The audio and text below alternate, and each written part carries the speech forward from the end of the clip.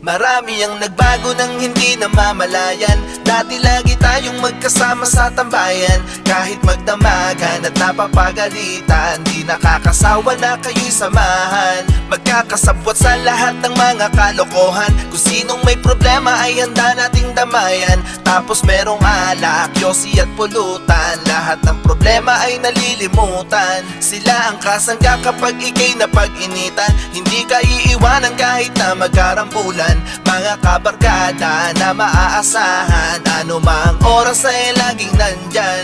Kahit na magkaroon man tayo ng tampuhan, sa mga bagay-bagay ay di magkaintindihan. Di nun masisira ang pinagsamahan at kung ano tayo bilang magkakaibigan. Mga kulitan natin nung magkakasama, tambay at inuman na hanggang